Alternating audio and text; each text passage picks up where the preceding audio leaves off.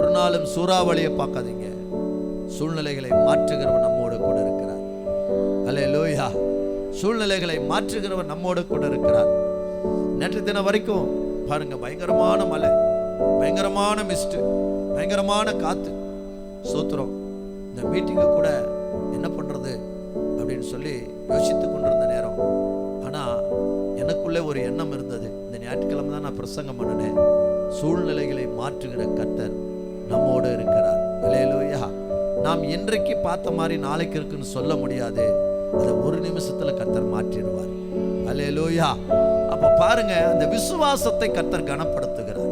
அந்த விசுவாசத்தை ஆண்டவர் கனப்படுத்துகிறார். என் தேவனால எல்லாம் மாம்சீக என்ன சொல்லுன்னா, ஐயோ இன்னைக்கு எப்படி இருக்கு, நாளைக்கு எப்படி இருக்கோ தெரியலையே, நாளைக்கு என்ன பண்றது, பாஸ்டர் வருவாரா வரமாட்டாரா, அவர் வந்தா மழை வந்தா என்ன செய்யறது, இதெல்லாம் நம்முடைய மாம்சம் சொல்லும்.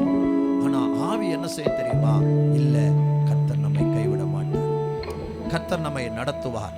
கர்த்தர் நமக்கு வேண்டிய எல்லா சூழ்நிலைகளை மாற்றுவார். ஆமென். அல்லேலூயா. சோத்திரம். அதனால தேவச்சனமே, சூழ்நிலையை நம்ம ஒரு நாளும் பார்க்க கூடாது.